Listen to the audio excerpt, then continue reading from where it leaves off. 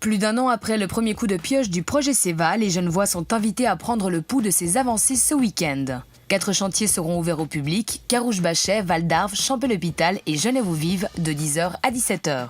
Nous avons choisi 4 sites, les 4 sites qui sont actuellement le plus avancés pour le chantier et qui montrent un peu toute l'étendue des différentes méthodologies de travaux et des différents ouvrages à contempler sur le chantier.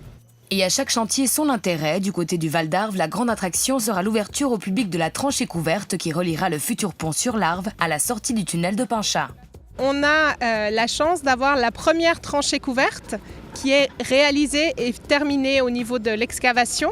Donc on va pouvoir inviter la population à pénétrer dans la tranchée couverte sur à peu près 300 mètres pour aller jusqu'au front d'attaque du tunnel de Pinchat en souterrain. Il sera également possible de traverser le pont provisoire pour rejoindre le front d'attaque du tunnel de Champel. Du côté de Carouge-Bachet, 2 points forts, les travaux en cours sur l'autoroute de contournement et le puits d'attaque du tunnel de Pinchat. Nos tunnels sont creusés depuis leurs 2 extrémités. Donc pour celui de Pinchat, c'est depuis le Val-d'Arve et depuis le Bachet. Et donc on a un puits qui est à peu près 25 mètres de profondeur. Et depuis là, on creuse le tunnel. Donc on a une très jolie vision sur le début du tunnel.